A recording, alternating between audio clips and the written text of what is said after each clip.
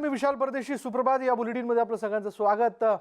घडामोडी वेगाने घडतायत आणि त्याच दृष्टीने आपण सुरुवात करतोय एका महत्त्वाच्या बातमीने. आरक्षण देण्याचे अधिकार आता राज्य सरकारांना मिळणार आहेत आणि त्याबाबतचा महत्त्वाचा निर्णय जो आहे तो केंद्रीय मंत्रिमंडळ समितीनं घेतलेला आहे. मागास प्रवर्ग ठरवून आरक्षण देण्याचे अधिकार राज्यांना देण्याबाबतचा प्रस्ताव केंद्रीय मंत्रिमंडळ समितीनं मंजूर केला. मराठा आरक्षणासाठीची पुनर्विचार याचिका फेटाळल्यानंतर आता केंद्र सरकारने मोठा निर्णय घेतलेला आहे. केंद्र सरकारनं मराठा आरक्षणाच्या निकालानंतर 102व्या घटना दुरुस्ती विधेयकात बदल केला. नव्या बदलांना कालच्या केंद्रीय कॅबिनेटच्या बैठकीत मंजुरी मिळाली. सुप्रीम कोर्टाच्या निकालानंतर विधेयकात बदल करून नवे एसीपीबीसीचे प्रवर्ग बनवण्याचा अधिकार जो आहे आता राज्य सरकारांना मिळणार आहे.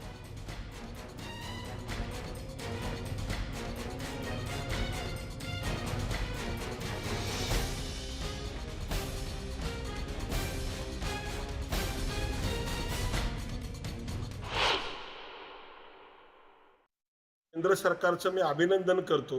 केंद्र सरकारनं आज महत्त्वपूर्ण निर्णय घेतलेला आहे की राज्याला आरक्षण देण्याच्या संदर्भामध्ये अधिकार दिलेले आहेत.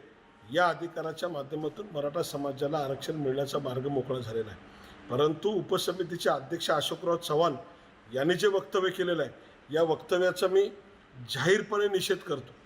कारण आता सरकारनं वेळ काढूपणाचं धोरण करू नये की आता जातीय आरक्षणाची मर्यादा हटवा, ह्याची हटवा. मुळात जे वाढीव जातीय आरक्षण दिलेलं आहे, घटनाबाह्य आरक्षण दिलेलं आहे, हे पहिलं सरकारनं कमी करावं आणि मराठा समाजाला आरक्षण देण्यासाठी आता सकारात्मक पावलं उचलावीत.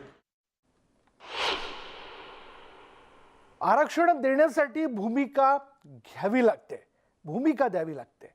आरक्षण देण्याचं धाडस आणि धमक महाविकास आघाडी सरकारमध्ये नसल्याची टीका प्रवीण दरेकरांनी केली आहे. केंद्राने आता निर्णय घेतला आणि त्यामुळे आता हात वर करून आरक्षण न देण्याची मराठा समाजाच्या प्रती सरकारच्या मनात काय भूमिका आहे हे दिसून येईल असं मत दरेकरांनी व्यक्त केलंय. अशोक चव्हाण आणि महाविकास आघाडीचं नाचता येईना अंगण वाकडा अशा प्रकारची स्थिती झाली. महाविकास आघाडीला मराठा समाजाला आरक्षणच द्यायचं नाही आणि म्हणून त्यांच्या मनातली भावना या ठिकाणी अशा प्रकारच्या वक्तव्यातनं दिसून येते. ज्या वेळेला त्या ठिकाणी राज्यांना अधिकार हवा होता त्यावेळेला मागणी केली जात होती की त्या ठिकाणी केंद्रानं निर्णय घ्यावा, कॅबिनेटनं त्या ठिकाणी अमेंडमेंट करावी आणि तो अधिकार द्यावा. आता या ठिकाणी केंद्र सरकारनं त्या ठिकाणी धाडसी निर्णय घेतला. अर्थात केंद्र सरकारची पहिल्या दिवसापासून आरक्षणाच्या बाजूनं भूमिका होती. राज्याच्या अधिकारासंदर्भात अटर्नी जनरलनं केंद्राच्या सुप्रीम कोर्टात ती भूमिका मांडली. दुर्दैवानं सुप्रीम कोर्टाने निर्णय तसा दिला नाही. परंतु जर केंद्राची इच्छा नसती तर आता अशा प्रकारचा कॅबिनेटचा निर्णय घेतला नसता. त्याच्यामुळे केंद्र सरकार पहिल्या दिवसापासून मराठा आरक्षणाच्या बाबतीत त्या ठिकाणी सकारात्मक आहे. परंतु आता आपली हतबलता, आपल्या धमक नाही आरक्षण देण्याची आणि त्याच्यामुळं केंद्रानं राज्याला अधिकार दिल्यानंतर त्या आपल्या अधिकाराचा वापर करून त्या ठिकाणी आरक्षण द्यावं यासाठी या ठिकाणी भूमिका घ्यावी लागते. तर या अधिवेशनातच केंद्र सरकार 102व्या घटना दुरुस्तीबाबत खुलासा करेल आणि मराठा आरक्षण द्यायचे राज्याचे अधिकार अबाधित राहतील असं मत भाजप प्रदेशाध्यक्ष चंद्रकांत पाटील यांनी व्यक्त केलं.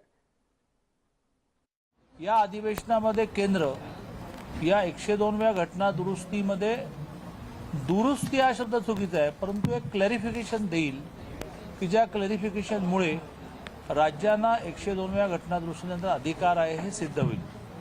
आजच केंद्रीय मंत्रिमंडळाच्या बैठकीमध्ये हा निर्णय होणं अपेक्षित आहे.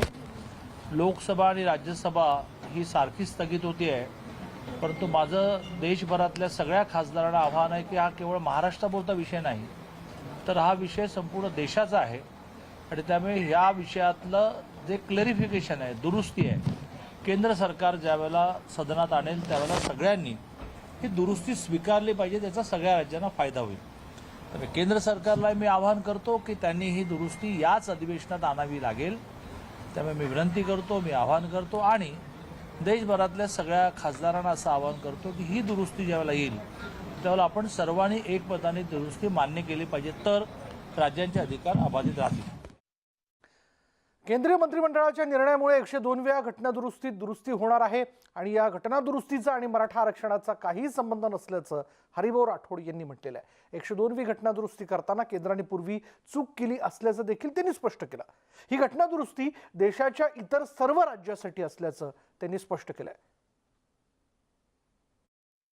केंद्रीय मंत्रिमंडळाच्या कॅबिनेटने आज जो निर्णय घेतला ज्याच्यामुळे 102व्या घटना दुरुस्तीमध्ये दुरुस्ती होणार आहे, हे दुसरं तिसरं काही नाही की पूर्वी केंद्राने जी चूक केली होती 102वी घटना दुरुस्ती करताना त्याची ही दुरुस्ती आहे.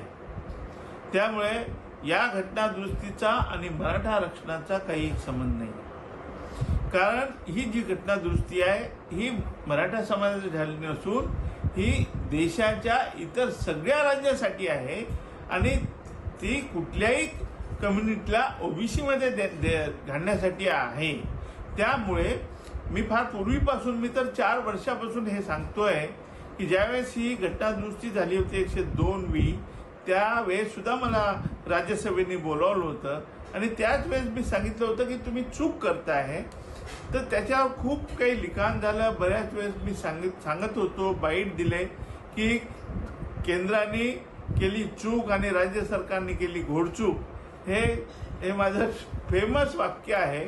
त्यामुळे आजची जी घटना दुरुस्ती आणि त्याचा मराठा समाजाचा काही एक संबंध नाही.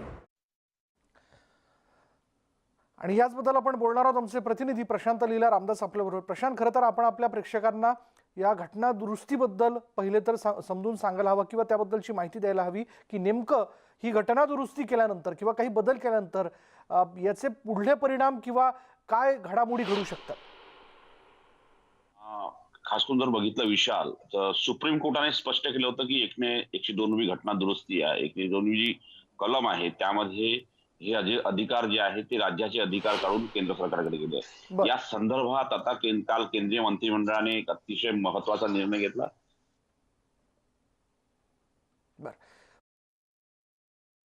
पण जसं प्रशांत आपल्याला सांगत होता की 102वी घटना दुरुस्ती जी ती आवश्यक ठरणार आहे आणि त्या दृष्टिकोनातून आता केंद्रामध्ये कॅबिनेट मंत्रिमंडळाची जी बैठक झाली त्यामध्ये हा एक महत्वाचा निर्णय जो आहे तो घेण्यात आलेला आहे. परत एकदा आपण जाऊयात, प्रशांतशी आपला संपर्क झालेला आहे. प्रशांत,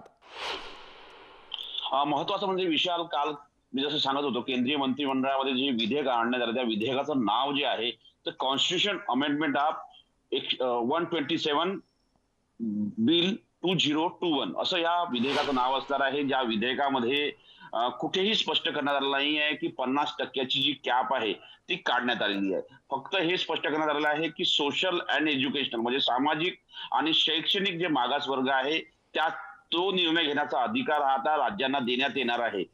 पण ज्या पद्धतीनं हे विधेयक मांडण्यात येईल आणि या विधेयकाला मांडल्यानंतर संसदेच्या दोन्ही सभागृहात हे विधेयक पारित व्हायला हवं. हे विधेयक पारित झाल्यानंतर त्यावरती राष्ट्रपतीची स्वाक्षरी होईल, त्यानंतर त्याला कायद्याचं स्वरूप येईल.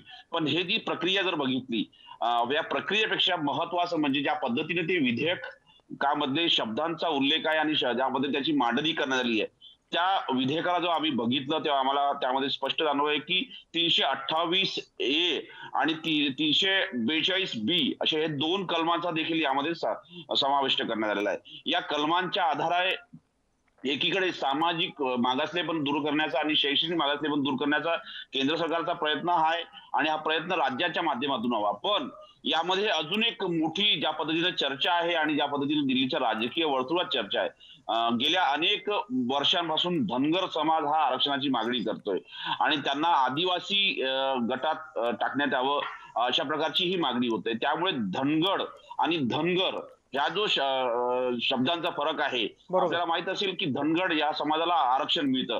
अशा वेळी हा निर्णय घेण्याचा देखील अधिकार राज्य सरकारला देण्यात येत आहे. म्हणजे याचा अर्थ असा होतो की केंद्राने अतिशय विचारपूर्वक दोन्ही चेंडू म्हणजे एकीकडे शैक्षणिक आणि मागासलेपणाच्या आधारावरती आरक्षण देण्याचा निर्णय आणि दुसरीकडे आदिवासी समाजासोबत धनगड समाज आणि धनगड समाजाच्या संदर्भातला चेंडू, हे दोन्ही चेंडू आता राज्य सरकारच्या कोर्टात टाकले आहे. यामुळे एक महत्वाचं होऊ शकतं की गेल्या अनेक दिवसापासून ज्या पद्धतीची चर्चा होती की राज्य सरकारला आरक्षणाचा अधिकार नाही, तो आता या पद्धतीतून SC-BC च्या माध्यमातून हा अधिकार मिळेल. पण या अधिकारामुळे खरंच मराठा समाजाला किंवा इतर समाजाला आरक्षण मिळेल का? कारण की सर्वात जास्त जी चिंता व्यक्त केली जाते ती मराठा समाजासंदर्भात. पण या संपूर्ण या विधेयकामध्ये कुठेही एका जातीचा उल्लेख नाहीये, फक्त शैक्षणिक आणि सामाजिक वर्गाचा उल्लेख आहे.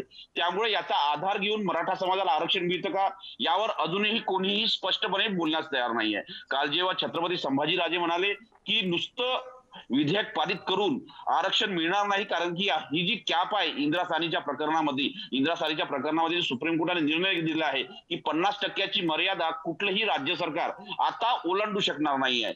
त्यामुळे या कॅपचं संदर्भात काय केंद्र सरकार विचार करतं हे कुठेही स्पष्ट नाही आहे. त्यामुळे आता गोंधळात गोंधळ होणार आहे. एकीकडे राज्य सरकार, दुसरीकडे केंद्र सरकार, आणि दरम्यानच्या काळात मराठा समाज जो आहे तो गोंधळात जाईल. कोणाकडून काय अपेक्षा करावी, कारण की ज्या पद्धतीनं गेल्या अनेक दिवसापासून मराठा समाजाच्या वतीने मोठे मोठे मूक मोर्चे काढले जात आहेत, त्यानंतर पुन्हा एकदा आंदोलनाची हाक देण्यात येत आहे. अशा वेळी आता खरंच मराठा समाजाला आरक्षण देण्याकरिता आता कुठलं सरकार पुढे येतं हे महत्वाचं ठरणार आहे. भाजपचा दावा आहे की आम्ही आता संपूर्ण जे शाब्दिक हत्यार जे आहे किंवा संपूर्ण अधिकार जे आहे ते राज्य सरकारला दिलाय. तर राज्य सरकार म्हणतं केंद्र सरकारनं आम्हाला काहीच दिलं नाही. त्यामुळे आता गोंधळ निर्माण होणार आहे. अशी स्थिती महाराष्ट्रात राहण्याची शक्यता आहे. विशाल.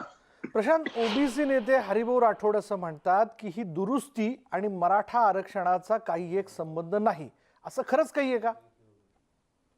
महत्वाचं म्हणजे हरिभाऊ राठोड यांनी जे वक्तव्य केलं त्या वक्तव्यामध्ये जर आपण त्यांचं वक्तव्य संपूर्ण स्पष्टपणे जाणवलं तर या पूर्ण विधेयकामध्ये कुठल्या एका जातीचा उल्लेख नाहीये. सोशली आणि एज्युकेशनली बॅकवर्ड असा शब्द वापरण्यात आलेला आहे. याचं जेव्हा विधेयकाचं इंट्रोडक्शन देण्यात आलेलं आहे, जे विधेयक आहे 3 पानांचं विधेयक आहे. या विधेयकावरती जवळपास 5 मंत्रालयांच्या वतीने ऑब्जेक्शन मागवण्यात आले होते. त्या ऑब्जेक्शनच्या आधारावरती सगळ्यांचं नो ऑब्जेक्शन सर्टिफिकेट मिळाल्यानंतर हे विधेयक कायदे मंत्रालयाच्या वतीनं तयार करण्यात आलेलं आहे. यामध्ये या 3 पानांच्या विधेयकामध्ये पहिल्यांदा इंट्रोडक्शन आहे. हे जे विधेयक आहे त्याचा अर्थ काय आहे हे समजून देण्याचा प्रयत्न आहे. त्यामध्ये त्यांनी स्पष्ट केलंय की हे जी घटना दुरुस्ती आहे 127वी घटना दुरुस्ती जी आहे त्यामध्ये खास करून शैक्षणिक आणि मागासलेला वर्ग ठरवण्याचा अधिकार आता राज्य सरकारला मिळेल. आता राज्य सरकार याचं या संपूर्ण विधेयकाचा कशा पद्धतीने अर्थ घेतं किंवा केंद्र सरकारला काय अर्थ अपेक्षित आहे हे जेव्हा या संदर्भात सभागृहात चर्चा होईल आणि सभागृहाच्या माध्यमातून हे पारित होईल. पण ज्या पद्धतीची परिस्थिती सध्या संसदेमध्ये आहे, पेगासिसच्या मुद्द्यावरून संसदेत दोन्ही सभागृह थंब पडलेले आहे, शांत पडलेले आहे. कुठल्या प्रकारची चर्चा होत नाही आहे, फक्त गदारोळ सुरू आहे. आणि या गदारोळामध्येच केंद्र सरकार अनेक विधेयक पारित करत आहे. महत्वाचं म्हणजे आतापर्यंत त्यांनी 13 विधेयक पारित केले. त्याच पद्धतीने हे विधेयक पारित केलं जातं का हे देखील पाहणं महत्वाचं ठरणार आहे. कारण की हा अतिशय सामाजिक मूल्यांचा आणि सामाजिक दर्जा कसा ठरवायचा, शैक्षणिक कसा दर्जा ठरवायचा या संदर्भातलं हे विधेयक आहे. विशाल. प्रशांत, आरक्षणाची मागणी केवळ धनगर आणि मराठा समाजाची नाहीये, तर याच्यामध्ये सामाजिक आणि शैक्षणिक दृष्ट्या असलेलं मागासलेपण हे जर आपण लक्षात घेतलं तर फार पूर्वीपासून ब्राह्मण समाजाने देखील आम्ही देखील शैक्षणिकदृष्ट्या किंवा आर्थिकदृष्ट्या आमच्यात मागासलेपण असल्याची भावना व्यक्त केलेली आहे. तर जर हे सगळं स्पष्ट नसेल तर मग इतरही समाज आरक्षणासाठी मागणी करण्याकरता पुढे येऊ शकतात का? बरं प्रशांत, मी तुझ्याकडे येतोच. आपल्याबरोबर मराठा क्रांती मोर्चाचे समन्वयक राजेंद्र कोंढरे आहेत. राजेंद्रजी, आपण ऐकलंच असेल या बातमीबद्दल, काय आपली प्रतिक्रिया? विषय असा आहे की कालची जी 102ची घटना दुरुस्तीच्या संदर्भामध्ये केंद्रीय मंत्रिमंडळाने जो प्रस्ताव तयार केलेला आहे, हा प्रस्ताव फक्त क्लॅरिफिकेशनचा आहे. आणि त्या क्लॅरिफिकेशन प्रमाणे SC-BC म्हणजेच ओबीसीच्या आरक्षणाचे अधिकार जसे राज्यांचे पूर्वीचे होते तसेच ते अधिकार दिलेले आहेत. आणि ह्या अधिकारामुळे मराठा आरक्षणाचा प्रश्न सुटणार नाही. म्हणजे नवीन काहीच नाहीये, नवीन काही नाही. याच्यामध्ये मराठा आरक्षणाचा जर प्रश्न सोडवायचा असेल तर राज्य सरकारला पुन्हा राज्य मागासवर्ग आयोगाकडे केस पाठवावी लागेल, त्याची शिफारस घ्यावी लागेल. आणि माननीय सर्वोच्च न्यायालयाने मराठा आरक्षणाच्या केसमध्ये निकाल देताना जे रिप्रेझेंटेशन तपासण्याचं सूत्र केलेलं आहे ते सूत्र केंद्र आणि राज्याच्या सर्व जातींना लागू आहे. हे सूत्र जोपर्यंत केंद्र आणि राज्य सरकार एकत्र येऊन बदलत नाही तोपर्यंत ओबीसीचं आरक्षण आणि मराठा आरक्षण हे घटनात्मक दृष्ट्या वैधतेच्या मुद्द्यावर टिकणं अवघड आहे आणि त्या दृष्टीने राज्य आणि केंद्राने एकत्रित प्रयत्न करणं आवश्यक आहे. पण म्हणजे आता पुढे काय केलं पाहिजे? याच्यासाठी जो सुप्रीम कोर्टने ज्यांना आरक्षण पाहिजे किंवा एक्झिस्टिंग जे ओबीसी लिस्ट मधले आरक्षित प्रवर्ग आहेत ह्या प्रवर्गाची जी एकूण लोकसंख्या असते ह्या लोकसंख्येच्या प्रमाणात त्यांचं शिक्षण आणि नोकरीतलं प्रतिनिधित्व तपासावं लागतं. बर. आणि हे तपासण्याचं सूत्र पूर्वी 100 जागांच्या अगेन्स्ट पॉप्युलेशन आणि त्यांचं प्रतिनिधित्व असं होतं. आता सुप्रीम कोर्टने खुल्या प्रवर्गातल्या जागा रिझर्वेशनच्या जागा वगळून खुल्या प्रवर्गातल्या जागेवर ते पर्सेंटेज मोजायचं सूत्र केल्यामुळं मराठा आरक्षण केसमध्ये 11% लोक प्रशासनामध्ये होती ती 33% धरली आणि तोच पॅरामीटर देशात सर्व जातींना लागू झाल्यामुळं आता प्रत्येक जातीचं प्रतिनिधित्व त्या मेरिटवर जर तपासलं तर अनेक जाती या आरक्षणाच्या प्रवाहातून बाहेर जाण्याची शक्यता आहे. म्हणजे खुल्या प्रवर्गाच्या बेसवर तुम्ही म्हणताय? येस, असंच आहे ते. आणि मग त्यामुळे गोंधळाची परिस्थिती निर्माण होऊ शकते? हो निश्चित. ह्या विषयाचा कोणी राजकीय लोक अभ्यास करायला तयार नाहीयेत आणि त्यामुळं आता सुप्रीम कोर्टाने जे सांगितलंय की आता सर्व राज्यांच्या ओबीसी लिस्ट आणि सेंट्रलची लिस्ट ही आता पूर्णपणे कायमस्वरूपी नसून ही तदर्थ स्वरूपात म्हणजे तात्पुरत्या स्वरूपामध्ये सुरू ठेवलेली आहे आणि सुप्रीम कोर्टाने लागू केलेल्या टर्म्स प्रमाणे प्रत्येक राज्याला आपल्या ओबीसी लिस्ट मधल्या सर्व जातींचं पुनर्निरीक्षण करावं लागेल. ते पुनर्निरीक्षण करताना त्यांचं नोकरी शिक्षणातलं प्रतिनिधित्व सामाजिक मागासलेपण हे नव्या इंडिकेटरनुसार तपासावं लागेल आणि ते तपासून 50% सिलिंग कॅपच्या आतमध्येच त्यांना आरक्षण द्यावं लागणार आहे. ह्या गोष्टी राजकीय लोक व्यवस्थितरित्या लोकांना सांगत नाहीत, एकमेकांवर आरोप करून ते ढकलत आहेत आणि त्याच्यातून कुठल्याही निर्णायक स्वरूपामध्ये राजकीय व्यवस्था जायला तयार नसल्यामुळे लोकांमध्ये याचा संभ्रम तयार झालेला आहे.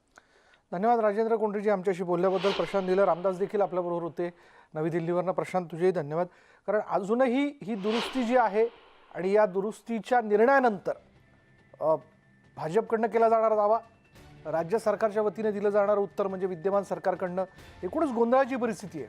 म्हणजे थोडी कायदा म्हटल्यानंतर त्यातल्या तरतुदी उपतरतुदी ह्या फार वेगवेगळ्या प्रकारच्या असतात, त्याचे परिणाम देखील वेगवेगळ्या प्रकारचे असतात. त्यामुळे ते फार सविस्तरपणे समजून घेणं फार आवश्यक ठरणार आहे. यानंतर वेळ झाला की ब्रेकची. ब्रेक घेऊयात. पहा फक्त न्यूज 18 लोकमत.